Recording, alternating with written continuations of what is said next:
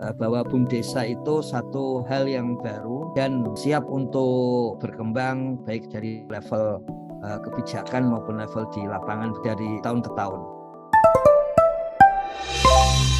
Bapak Dr. Ivanovic Agusta, SPMSI, saat ini selaku Kepala Badan Pengembangan dan Informasi Desa, Daerah Tertinggal dan Transmigrasi di Kementerian Desa dan PDTT. Beliau dosen IPB sebelumnya, namun saat ini beliau fokus di Kementerian Desa Tertinggal dan Transmigrasi. Pak Ivan, 20 menit presentasi, waktu presentasi untuk Bapak, dan nanti akan dilanjutkan oleh panelis yang kedua. Silakan Pak Ivan, waktu dan layar saya persilakan untuk 20 menit ke depan. Terima kasih Bu Peggy, Pak Indra, Mas Arief, rekan-rekan sekalian. Mohon maaf ini, bukan karena COVID ini, tapi memang nggak sembuh-sembuh. Jadi ada beberapa hal yang perlu kami sampaikan. Sebetulnya kalau bagi Kementerian Desa judulnya menarik ini. Semua yang ada kata kebangkitan kalau di Kemendes itu menarik. Kemudian kalau melihat sustainability, keberlanjutan itu kalau di Kementerian Desa kemudian terasa seperti SDGs desa gitu. Nah, ada beberapa hal yang mungkin perlu disampaikan berkaitan dengan BUMDes, atau kalau sekarang Pak Menteri lebih terbiasa dengan istilah BUMDesa gitu, hanya untuk menunjukkan apa namanya itu ada hal baru setelah tahun 2021. Seperti biasa rebranding gitu. Nah, yang kami perlu sampaikan yang pertama adalah bahwa boleh dikatakan sebetulnya BUMDesa itu pasang surut dari proses reformasi gitu ya. Baik itu di level apa namanya itu di level BUMDesanya sendiri maupun level lingkungannya gitu.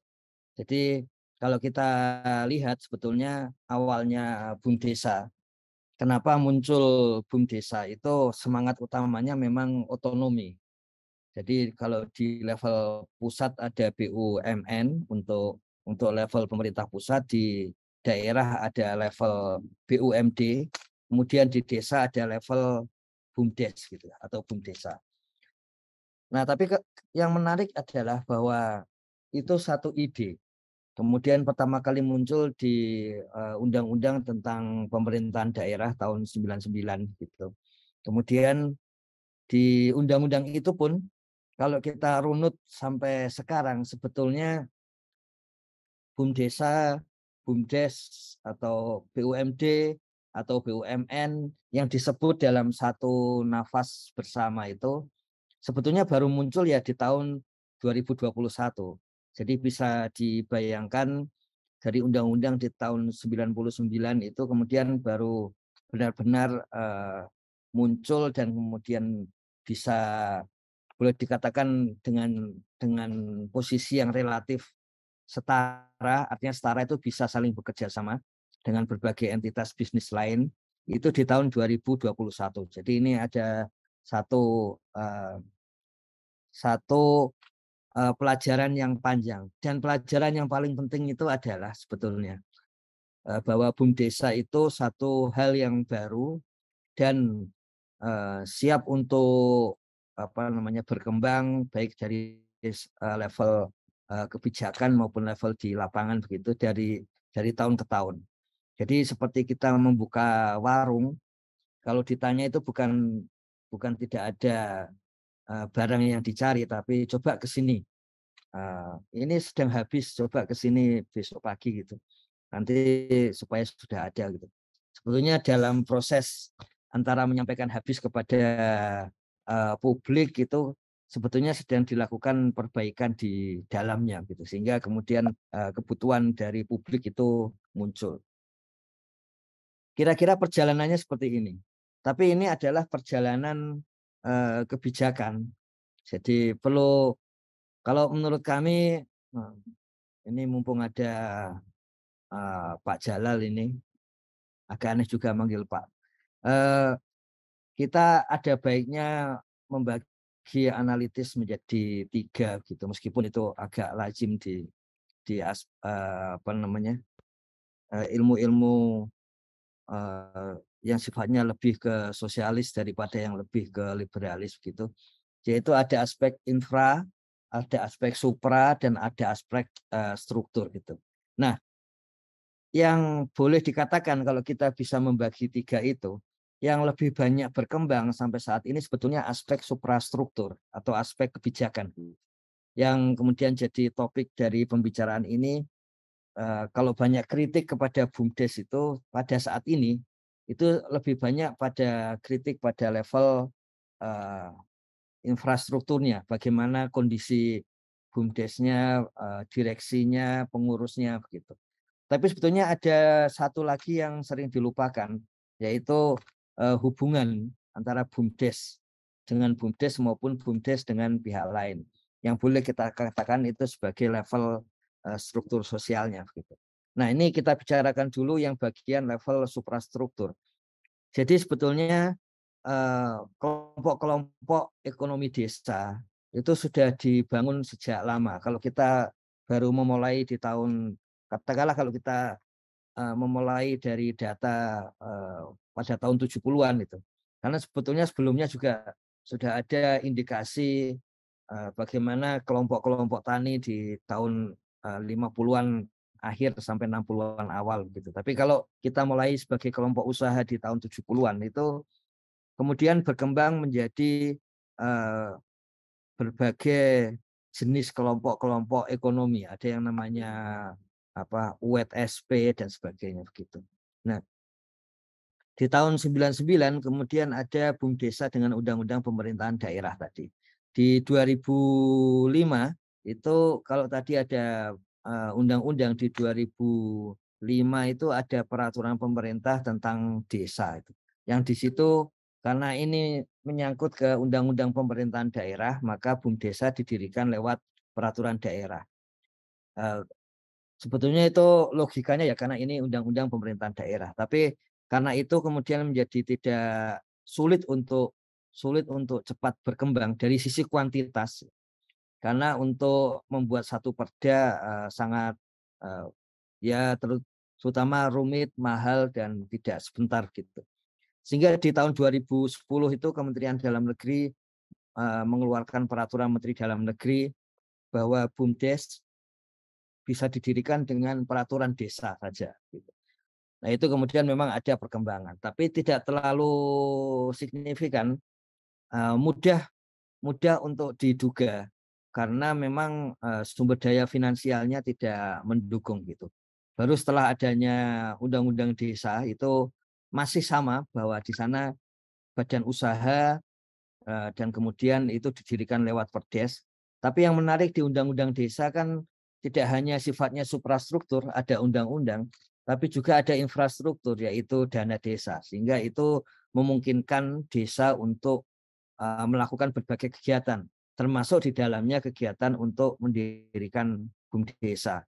Undang-undang desa sendiri satu perkembangan baru dari undang-undang pemerintahan daerah. Karena kemudian pada saat itu muncul pemikiran bagaimana kalau undang-undang pemerintahan daerah itu detil menjadi 3 undang-undang baru, yaitu undang-undang pemerintahan daerah sendiri yang sampai sekarang juga selalu ada perbaiki setiap berapa tahun begitu. Kemudian undang-undang untuk pilkada, pemilihan kepala daerah, dan yang satu lagi adalah undang-undang tentang desa gitu. Jadi sebetulnya ada pemikiran saat itu seperti itu. Sama seperti masa reformasi, undang-undang desa itu juga semangatnya adalah otonomi, terutama pada level desa. Meskipun Mahkamah Konstitusi sudah memutuskan bahwa otonomi itu pada level pemerintah daerah. Jadi otonomi desa pun terpaut dengan otonomi daerah. Tapi di sana jelas disebut BUMDesa itu badan usaha gitu. Sebagai konsekuensi bahwa desa kemudian kalau dia ingin mandiri, dia memiliki lembaga ekonomi milik desa itu sendiri yang disebut dengan BUMDesa. Di dalam perkembangannya itu ternyata ketika akan melakukan berbagai terutama yang terasa itu perjanjian dengan berbagai pihak entitas ekonomi, itu seringkali kemudian tidak bisa dilakukan secara formal karena disebut sebagai badan usaha, tapi badan hukumnya apa? Gitu.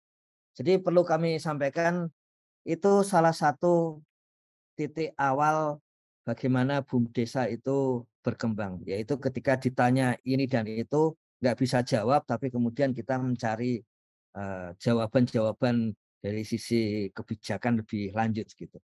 Jadi dikira tentu saja di tahun 99 itu dikira ya nggak apa-apa berbasis Perda atau Perdes gitu ya.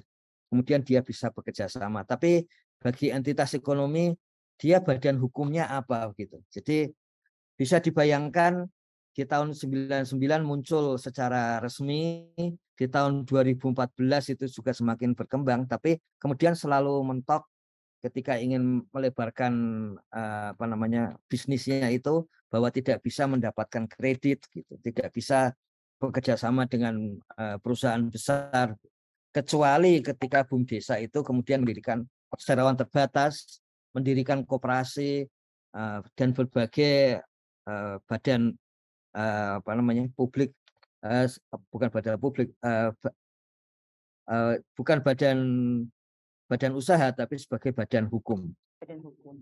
Nah karena itu kemudian Kementerian Desa itu menyusun rancangan peraturan Menteri Desa yang menyiapkan untuk itu. Jadi selama bertahun-tahun dari 2014 itu upaya untuk menjadikan BUMDesa sebagai badan hukum itu tidak, ya sudah ada upaya misalnya menanyakan kepada Mahkamah Agung, kemudian kepada Kementerian Hukum dan HAM dan sebagainya, tapi praktis tidak ada jalan keluar kecuali kalau ada peraturan atau undang-undang baru, dan itu tidak, ya selama waktu itu tidak muncul-muncul gitu. Sehingga waktu itu sempat ada kasus di satu kabupaten di Jawa Timur itu mendapatkan kredit dari perbankan setempat gitu. Caranya bagaimana? Ternyata dia menjadi bagian dari SK Bupati dan bank itu percaya dengan SK Bupati lalu memberikan kredit. Karena itu di tahun 2020 itu sempat muncul SK Menteri Desa yang isinya itu adalah daftar sekitar 20 ribuan BUMDesa karena dalam waktu yang sangat cepat gitu, yang diakui oleh Kementerian Desa. Harapannya semuanya sama supaya ini menjadi badan bisnis yang bisa kemudian diakui oleh perbankan dan sebagainya. Tapi itu saja ternyata nggak cukup ya. Sehingga waktu itu disusun satu rancangan peraturan Menteri Desa tentang BUMDesa. Dan tiba-tiba di tahun 2020 masa-masa Covid itu eh, ada upaya Undang-Undang Cipta Kerja. Jadi banyak yang berkritik Undang-Undang Cipta Kerja, tapi khusus bagi BUMDes itu sebetulnya ada satu pasal saja yang menyebut di situ BUMDesa adalah badan hukum. Jadi kata-kata badan hukum itulah yang kemudian dikembangkan lebih lanjut melalui peraturan pemerintah. Jadi yang semula naskah peraturan Menteri Desa kemudian dinaikkan menjadi naskah peraturan pemerintah. Itulah sebabnya ada 3 peraturan pemerintah yang langsung jadi di tahun 2020, hanya beberapa hari setelah Undang-Undang Cipta Kerja itu diundangkan gitu. Yaitu antara lain peraturan pemerintah mengenai BUMDesa. Ya karena memang sebelumnya sudah siap gitu. Itulah sebabnya di tanggal 2 Februari 2021 itu diundangkan peraturan pemerintah mengenai BUMDesa. Di situ BUMDesa mulai masuk sebagai badan hukum.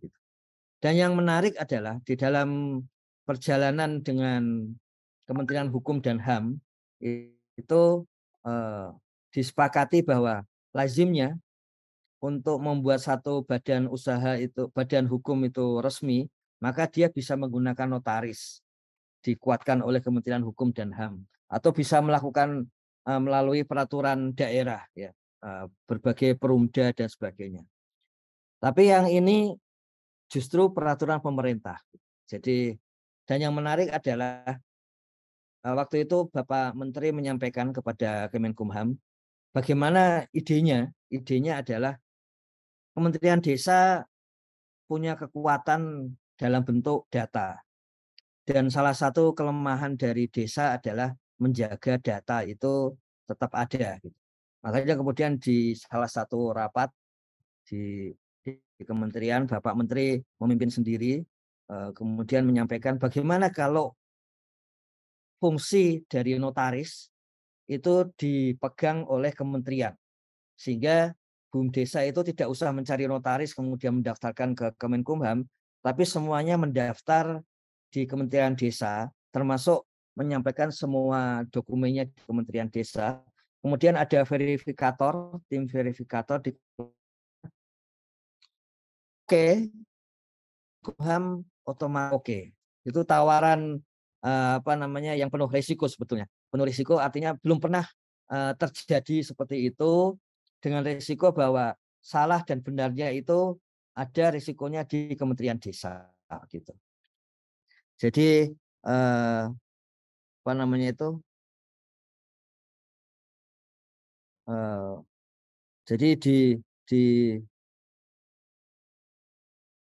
di eh, di situ mulai peran Kementerian Desa sebagai berfungsi sebagai apa namanya itu notaris gitu. Dan dengan cara itu semua data juga ada disimpan di Kementerian Desa sehingga memudahkan dan hubungan antara Kementerian Desa untuk nomor badan hukum itu adalah hubungan yang sifatnya teknologi informasi sehingga sampai sekarang pun kalau selesai di jam 11 malam misalnya, maka pada detik yang sama BUMDesa juga memperoleh email dari Kementerian Hukum dan HAM nomor badan hukumnya meskipun tengah malam karena semuanya berbasis teknologi informasi. Dan karena itu juga kemudian bisa memungkinkan bahwa hubungan antara Kementerian Desa tidak hanya Kemenkumham tetapi Kementerian Investasi. Jadi setelah waktu itu dikira selesai urusannya adalah badan hukum. Setelah mendapatkan nomor badan hukum, kemudian ternyata ada kebutuhan BUMDesa berikutnya, yaitu nomor izin berusaha gitu. Jadi setelah mendapatkan nomor badan hukum, itu kemudian ada kebutuhan, oh ternyata itu saja tidak cukup gitu, tapi membutuhkan nomor izin berusaha gitu. Nah itu ada di dalam berbeda lagi yaitu di Kementerian Investasi. Karena semua data notariat tadi itu ada di Kementerian Desa, maka kemudian menjadi mudah bagi bagi Kementerian Desa dan Kementerian Investasi untuk saling mengambil data di sana sehingga NIB itu juga bisa dilakukan. Kemudian pertanyaan berikutnya adalah bagaimana laporan keuangan BUMDesa? Apakah bisa diaudit oleh akuntan publik? Jadi ada pertanyaan begitu karena kalau dia diaudit oleh akuntan publik maka lebih dipercaya lagi. Maka kemudian dirumuskan bersama Asosiasi Akuntan Indonesia, disepakati dilihat isinya, kemudian oleh Institut Akuntan Publik Indonesia, kemudian oleh BKN STAN, akhirnya dirumuskan laporan keuangan BUMDesa yang nanti rencananya mulai tahun depan itu bisa diaudit oleh akuntan publik gitu. Berikutnya adalah upaya untuk meluaskan pasar BUMDesa yaitu dari LKPP dari untuk e-katalog BUMDesa bagi pemerintah pusat dan daerah itu sudah mulai dijalankan karena memang seperti tadi semua datanya itu ada di Kementerian Desa gitu. Saya kira sampai di situ menjadi jelas. Ini mohon maaf ini saya sebetulnya mau ngeklik slide berikutnya tapi nggak bisa dan nggak bisa untuk dikeluarkan dari Zoom gitu. Jadi kalau mohon adminnya ditutup saja slide-nya gitu, stop share gitu kalau bisa. Karena saya ini nggak bisa di internet, di komputer saya. Eh, Pertanyaan berikutnya adalah kenapa yang ketika fasilitas kebijakan sudah siap seperti itu, tetapi tetap saja ada BUMDesa yang maju ada, yang tidak maju ada. Kementerian Desa selalu mengumpulkan data badan usaha milik APBDes ya. Dan kemudian di dalam data APBDes itu misalnya selalu diketahui setiap tahun berapa desa yang PADes-nya itu di atas 1 miliar. Sampai menjelang apa namanya itu? Sampai tahun lalu itu masih ada 1-2 desa yang pendapatan asli desanya di atas 1 miliar yang berasal dari keuntungan BUMDesa. Tapi tahun ini tidak ada lagi. Jadi memang ada sedikit kondisi penurunan tersebut gitu yang bisa saja terjadi karena pandemi gitu. Pak Ivan, Jadi 3 ini menit lagi. ya 3 menit siap. lagi. Oke, siap. Ya. Ini untuk menunjukkan mengapa baru berjalan di tahun 2015 ya karena ada dana desa gitu. Dan waktu itu ada pandangan bahwa setiap desa harus punya BUMDesa. Tapi Pak Menteri Desa yang sekarang Pak Abdul Halim Iskandar itu menyampaikan tidak wajib desa punya BUMDes. Hanya yang merasa perlu saja. Gitu. Sehingga relatif mendatar, tapi dengan adanya PP 11 itu BUMDesanya kemudian naik lagi. Ini semuanya tercatat di dalam laporan tahunan di Kementerian Desa. Jadi ada 2 langkah pendaftaran badan hukum. Yang pertama mendaftar nama, karena setelah dulu ada SK Menteri mengenai BUMDesa itu ternyata banyak yang namanya sama. Jadi perlu dibedakan namanya sesuai dengan nama desanya begitu. Kemudian ini Bapak Ibu sekalian bisa mencek masing-masing, semua terbuka di sid.kemendesa.go.id gitu. Berapa BUMDes yang mendaftar dan sebagainya. Kalau total jumlah BUMDes ada di idm.kemendesa.go.id gitu. Kemudian masing-masing juga bisa dilihat sudah sampai mana BUMDesanya di dalam proses pendaftaran BUMDesa itu. Kemudian nah ini jadi BUMDesa itu kemudian memiliki ruang yang besar setelah adanya Undang-Undang Cipta Kerja sebetulnya gitu. Misalnya bahkan wewenangnya itu melebihi wewenang desa. Misalnya bisa mengelola sumber daya air. Padahal ini kalau wewenang urusan itu miliknya Pemda. Tapi BUMDes bisa. Bisa mengelola pasar rakyat, bisa mengelola kerjasama uji kendaraan bermotor, terminal. Padahal sudah pasti kalau wewenang desa tidak itu. Jadi ada Undang-Undang Cipta Kerja di dalam turunannya khusus untuk BUMDes itu sebetulnya meluaskan ruang untuk BUMDes. Dan di dalamnya itu mulai disebut bersama-sama badan usaha milik negara, badan usaha milik daerah, badan usaha milik desa. Jadi cita-cita di tahun 99 itu munculnya adalah di tahun 2021 gitu. Kemudian saya kira mungkin yang penting adalah bahwa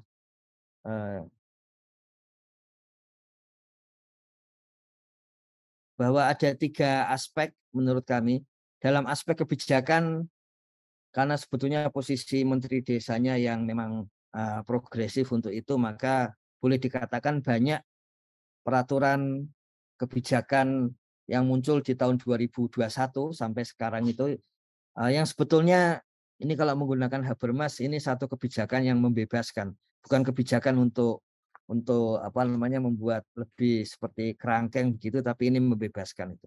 Yang masih dan sekarang sedang dikerjakan adalah setelah adanya evaluasi terhadap kondisi ini, maka bagaimana mengembangkan hubungan antara BUMDesa. Apalagi di dalam ASEAN ini ada rencana BUMDesa multinasional. Kalau sekarang ini BUMDesa sudah ada yang level lintas provinsi, tapi sebentar lagi BUMDesa boleh anggotanya boleh desa-desa antar negara-negara ASEAN gitu. Dan yang terakhir adalah revolusi tata kelola BUMDes ini di internal BUMDes, yang seperti pelatihan dan sebagainya. Kiranya seperti itu, Bu Peggy, secara ringkas nanti bisa kita dalami. Terima kasih.